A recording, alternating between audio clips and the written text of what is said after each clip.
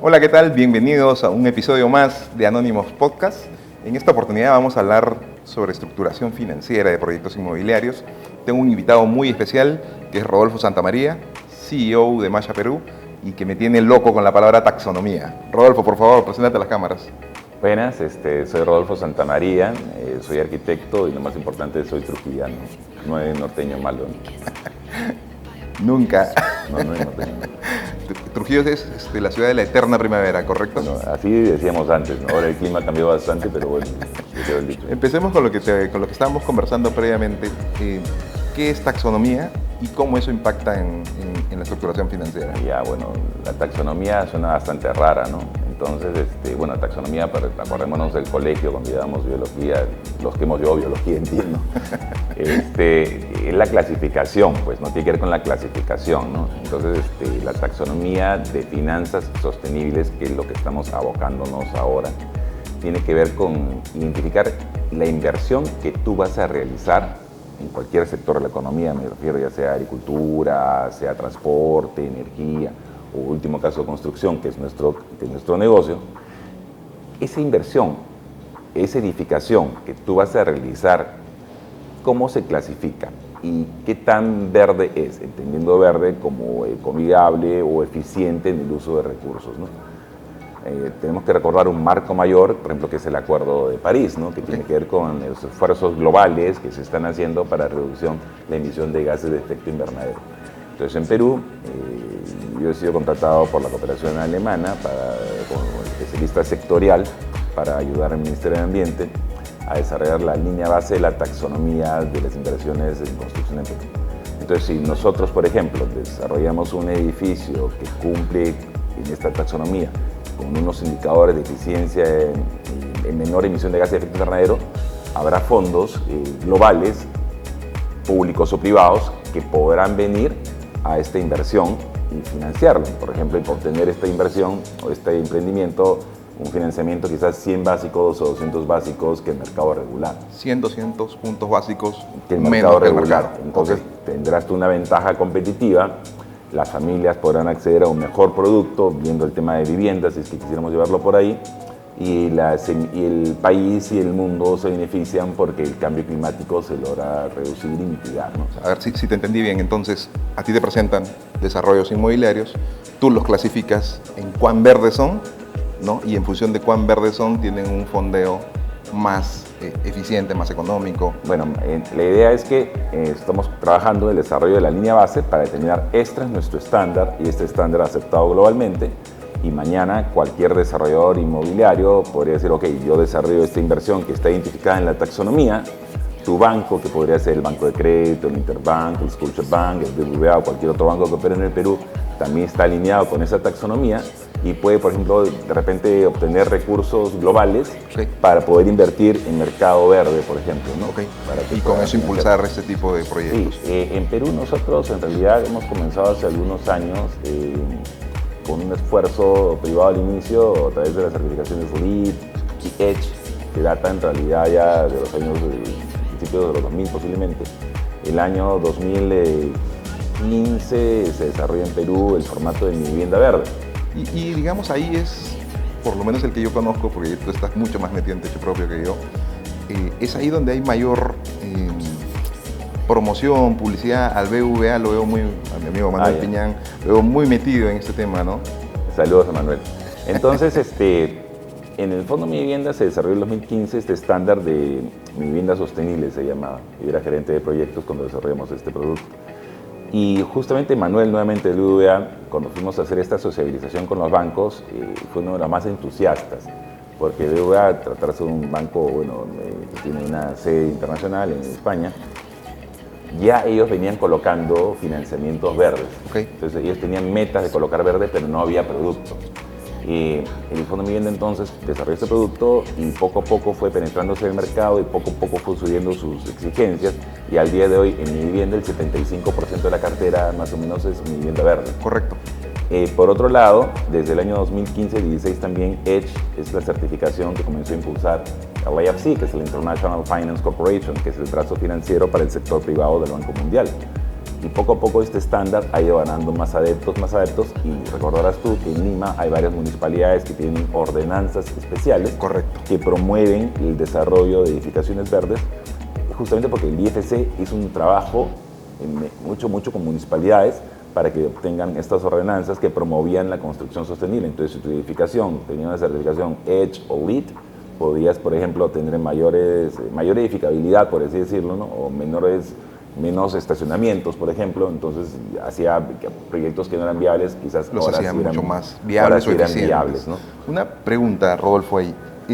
Para el usuario final, ¿qué beneficios tiene que el proyecto sea verde? Ya, en el usuario final sí hay un par de beneficios, ¿no?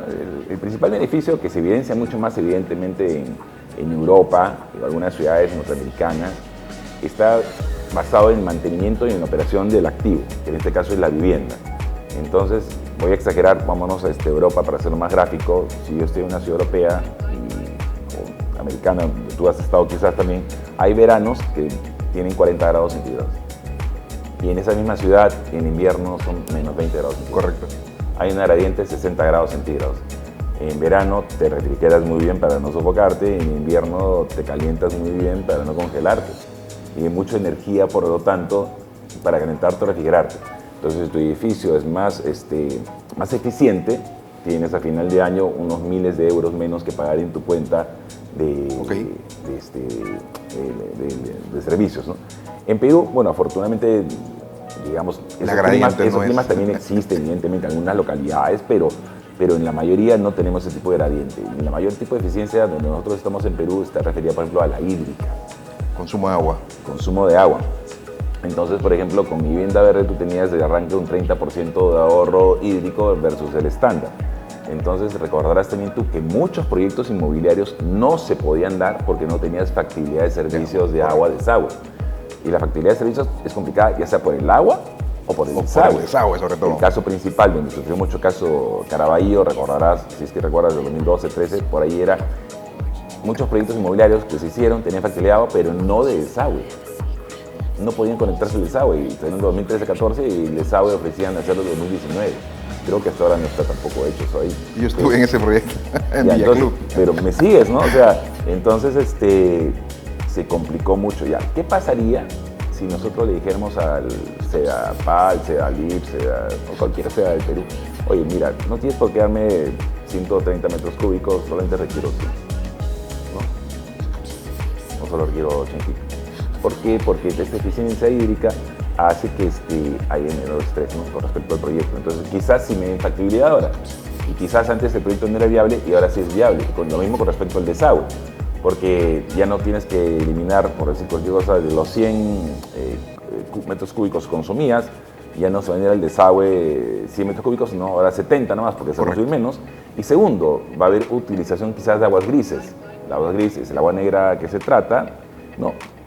Perdón, es el agua gris, es el agua que no es negra, perdón, es el agua que viene de la mano, de las duchas, que puede ser con un sistema mucho más sencillo de tratamiento, utilizarse para regar, por ejemplo, o para eliminar excretas de inodoros, porque no tienes que usar en el water agua potable, ¿no? Correcto. Entonces también se reducía el estrés respecto a las prestadoras de servicio, y ahora es más factible entonces que pidan que sí a un proyecto, ¿no? Entonces un beneficio directo para el consumidor, viene directo por el tema de consumo de agua. Y para el mercado en general. Correcto. ¿Qué otro beneficio dirías tú que va a la vena del usuario final? Creo que la tasa, ¿no? Bueno, el impacto el incentivo está dirigido mucho a la tasa, por ejemplo, ¿no? Ahora, por ejemplo, nuevamente el BBVA y pronto otros bancos locales también están teniendo una línea de financiamiento del IFC nuevamente, ¿no? El IFC está dando una línea de financiamiento especiales con algún tipo de concesiones para beneficiar al comprador, incentivarlo, diría yo, ¿no? Incentivarlo ya sea con una menor tasa, con un bono de entrada. Correcto. Entonces esos son los beneficios que mucha gente, los consumidores, perciben al adquirir uno de estos inmuebles, ¿no? Ahí va un poco mi análisis comercial, ¿no? Más que una ventaja competitiva comercial, va a ser como un umbral, ¿no? O sea, si no lo tienes, como que estás fuera del mercado. Es justamente eso, la taxonomía, regresando a la pregunta inicial, tiene que ver justamente con la determinación de umbrales, ¿no? Al inicio en Perú vamos a comenzar a utilizar certificaciones, ¿no? O sea, para dar acceso a los proyectos. Si tu proyecto está certificado como Green Building, ok, vas a poder tener acceso a esta línea de fondeo especial. Entonces va a haber un umbral, por ejemplo, si tal inversión tiene emisión mayor a 100, por decir, entonces, ok, no tiene financiamiento verde, ¿no? Podrás utilizarse con financiamiento gris, el cual poco a poco será más escaso en el mundo, por si acaso. Correcto. Entonces, muchos proyectos van a dejar de ser viables si es que no miran seriamente el tema de la taxonomía, el tema de la construcción sostenible. Y desde el punto de vista comercial, digamos, yo me acuerdo cuando recién salió Mi Vivienda Verde, yo tenía un proyecto en Pueblo Libre que fue uno de los primeros en tener, y bueno, en todo el alrededor no había nada, y la diferencia de tasa era 2 puntos más o menos, ¿no? Entonces teníamos cola. La primera semana fue cola. En la medida que fueron apareciendo proyectos así, ya la cola desapareció. Pero está claro que si tu proyecto y mi proyecto, el mío tiene verde y el tuyo no, simplemente la demanda va a venir para mí en lugar para ti. Claro, en las estrategias comerciales, una de esas justamente es diferenciación, ¿no? Correcto. Y esta diferenciación al inicio es lo que promovíamos nosotros, ¿no? Cuando lanzamos el producto, es, oigan, esto de aquí va a ser un diferencial y tu ganancia, porque mucho promotor no entendía por qué entrar, porque el beneficio era para el comprador. Y nosotros lo que decíamos, ok, vas a tener más compradores, tu flujo de caja va a ser más corto, va a mejorar tu BAN y va a mejorar tu TIR. Entonces, es como lo explicábamos y lo vendimos hacia los desarrolladores, ¿no? ¿Es el único beneficio para el desarrollador o hay una especie de...? Bueno, al día de hoy es ese, que entiendo que es el principal, ¿no? O sea, una viabilidad financiera de ese tipo. Y ahora en el corto plazo también ya se están obteniendo líneas de financiamiento. Entiendo que el primer banco va a ser nuevamente Manuel del BBVA y posiblemente también el BCP pronto, ¿no? De acuerdo, de acuerdo. ¿Cómo, vamos a cambiar un poco el tema, o digamos profundizarlo más, pero en el tema techo propio, ¿no? ¿Cómo avisoras tú el futuro del mercado de techo propio, ¿no? Que es un mercado bastante dinámico en el norte, superior diría yo que en Lima y que el sur? Sí, mira, el mercado de techo propio ha crecido bastante, o sea, bastante es un decir, ¿no? O sea, los números hasta el 2015, 16 eran como 5.000 al año, hace pocos años se logró hacer como 10.000 al año, y este año, el año pasado también 17.400, y este año las expectativas eran 20.000. La Libertad se dio un La número Libertad grueso. sí tomó bastante número, también Piura, Lambayeque. Correcto. Los gruesos están ahí, hay algo en San Martín, Ica. bueno, en Lima puntualmente, Ica algunas cosas también, ¿no? Entonces es un mercado que aún falta mucho desarrollo, ¿no? Es un mercado que aún falta desarrollo, y en la parte sur del país falta desarrollo muchísimo. ¿Qué falta para que se desarrolle más? ¿no? Tiene que ver con varias cosas, ¿no? Entonces, las cosas que se han repetido toda la vida, ¿no? La disponibilidad del suelo, por ejemplo. Ok. Ya, esa es una, ¿no? Después el tema de las facilidades de agua, desagüe, energía eléctrica también, ¿no? Eso es otra, ¿no? Y lo otro es mucho más sencillo, que entiendo que es el tema del desconocimiento, ¿no? O sea, en el norte ya hay una cultura de techo propio y hay un know-how inmenso, y por todos lados la gente ya conoce más o menos cómo opera esto de aquí, Correcto. ¿no? En el sur aún, claro, como no hay experiencias positivas, mucha gente aún no se atreve, ¿no? En el norte hay positivas y negativas. En el norte hay positivas y negativas, ¿no?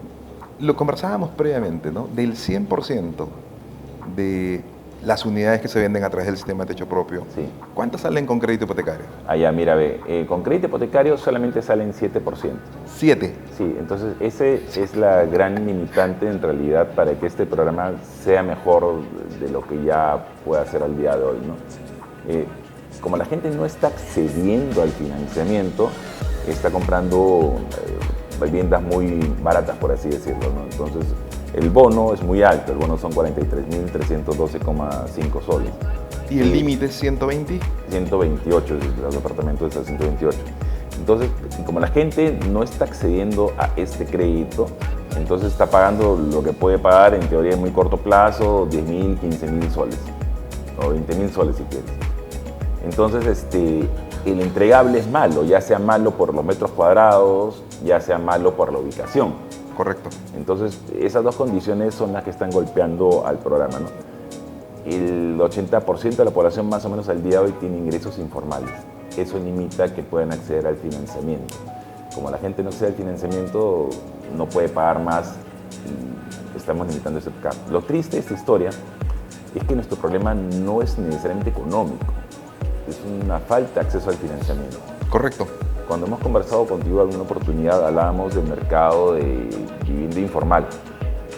Yo hice algunos estudios hace varios años ya con Swiss Contact y he leído algunos más y he colaborado también con Hábitat para la Humanidad. La vivienda de un peruano, en autoproducción, se produce entre 15 y 30 años. El terreno en muchos casos es invadido, pero en la mayoría, o si quieres la mitad para adelante, como indicaba Grade, no es invasión tradicional, es la gente paga 20.000, 30.000, 40.000 soles por un terreno sin agua, sin desagüe, sin pistas, sin Es decir, no es invasión. no, es ocupación informal del territorio. Correcto.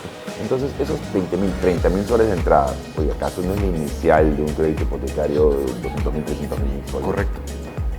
Ya, y estos viviendas que se producen en 15 y 30 años, el acero no lo regalan, el cemento no lo regalan, el ladrillo no lo regalan, la grifería no lo regalan, la tubería no la regalan, la mano de obra del trabajador tampoco la regalan, o sea, la pagan. ¿No sería mejor que la gente viva bien hoy y que la casa la pague en 15, 30 años? Correcto. Entonces, eso es lo que tenemos en el país, ¿no? Cuando yo he hecho análisis de cartera, y alguna vez creo que conversamos con eso también contigo, en análisis de cartera nosotros vemos que los bancos prestan barato, las microfinancieras prestan caro, dirigidos evidentemente a un segmento de ingresos más altos, un segmento de ingresos más bajo o un público un poquito más informal de las microfinancieras. Pero las moras, con el análisis de cartera que yo hacía en mi vivienda, era menor en las microfinancieras que en los bancos. Te voy a dejar con una pregunta antes de irnos a una pequeña pausa.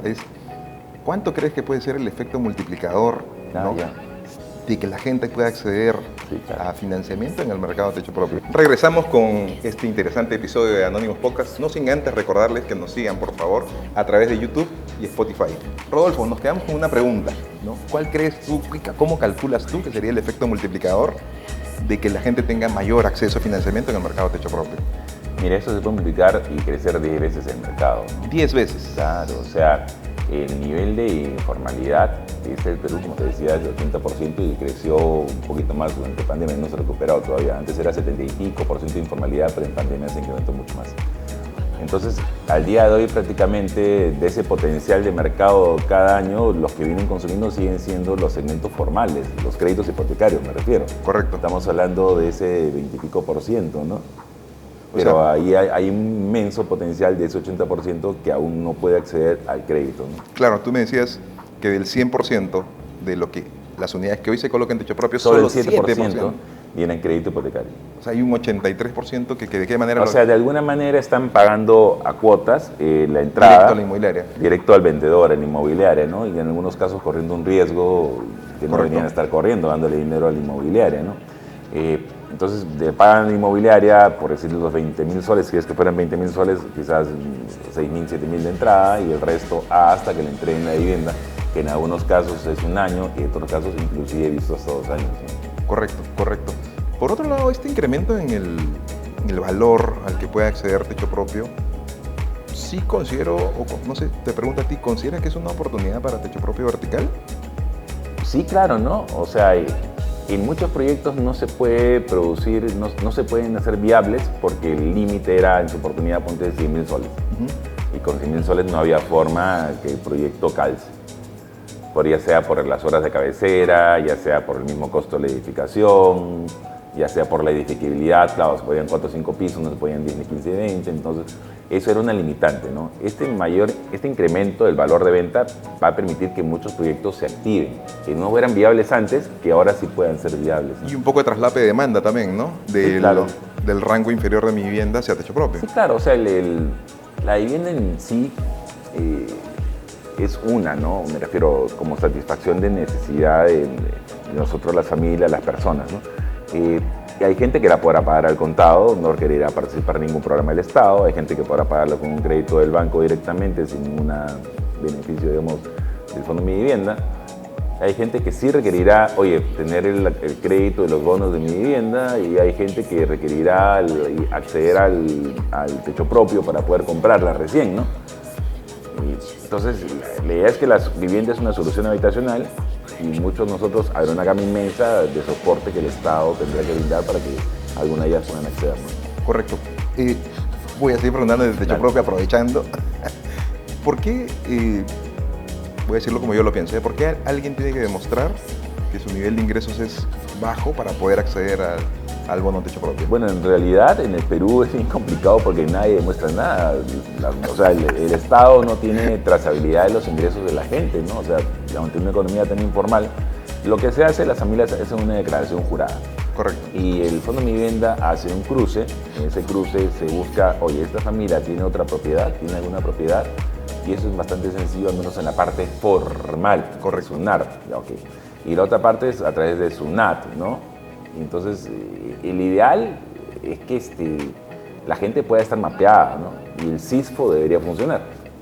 La gente debería estar mapeada, debería identificarnos, nadie tendría que estar demostrando si gana mucho, si gana poco, porque el CISFO en su oportunidad ya te hubiera identificado, el sistema de focalización de hogares ya te hubiera identificado.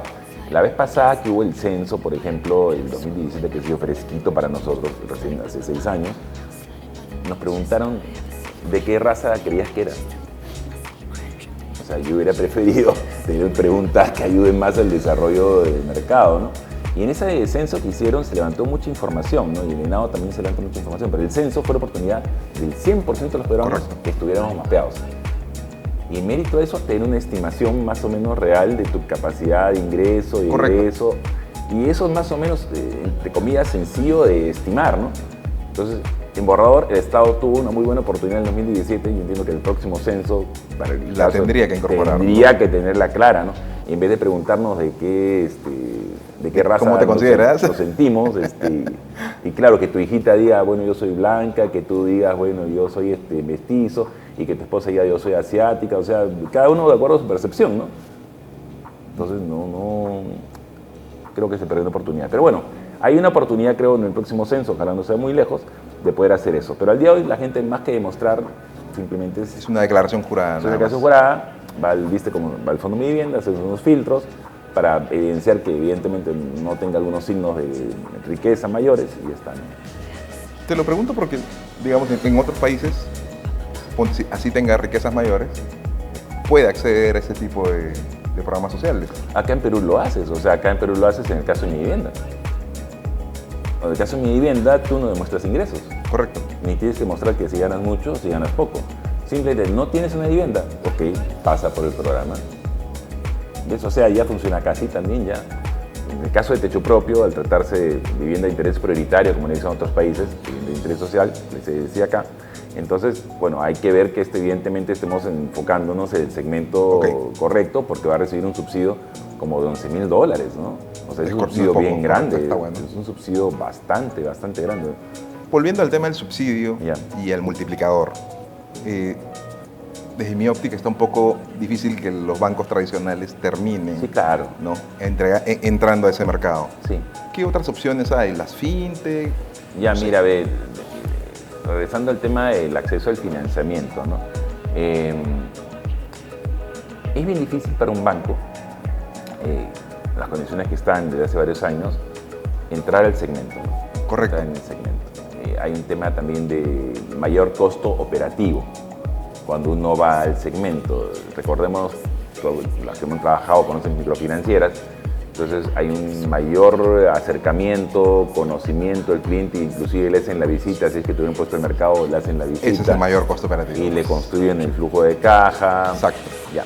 Entonces el banco no va a entrar en ese nivel de operación, ¿no? Porque eso afecta el ROA del banco. Me acuerdo que nuestros bancos todos están en bolsa, ¿no? Entonces ante un menor ROA, ¿no? Entonces se complica la situación. Ya. Y está más que nada hacia la banca digital, a celular, casi todo está ahí. Entonces, finalmente los bancos mucho también determinan segmentar. O sea, mi público, por ejemplo, va a ser, mira, clientes de 4.000 a 12.000 soles. Ese es mi segmento, ¿no? Y en ese segmento yo trataré de hacer el cross-selling, el hipotecario, el vehicular, la tarjeta de crédito, la CTS, cuenta sueldo, ¿ves? Ahí Cuando bajas mucho, en el segmento que estamos hablando nosotros, no hay mucho cross-selling que hacer. De otro lado tenemos las microfinancieras. Las microfinancieras más comunes que tenemos son las cajas municipales. Las cajas municipales no han sido constituidas ni creadas para colocar créditos hipotecarios. Totalmente. Uno de sus productos puede ser crédito hipotecario, pero no es para que coloquen el 50% de la cartera, por ejemplo, hipotecarios, ¿no? Y el recurso escaso de estas microfinancieras no es el dinero. El recurso escaso es el analista de crédito, que tiene que llegar a su meta para cobrar fin de mes, y el jefe de agencia que también tiene que llegar a su meta para cubrir fin de mes, y el gerente de créditos que tiene que llegar a la meta para llegar a fin de mes, ¿no? Colocar un crédito hipotecario para este segmento es un poquito más complicado que colocar la mototaxi, que colocar la congeladora o colocarle un crédito con la zanahoria no es la correcta. Al 30-40% claro. versus un hipotecario que margine muy poquito en teoría, ¿no? La zanahoria no es la correcta. Entonces, el tema de las fintech, yo creo que hay una oportunidad nuevamente ahí con ellas.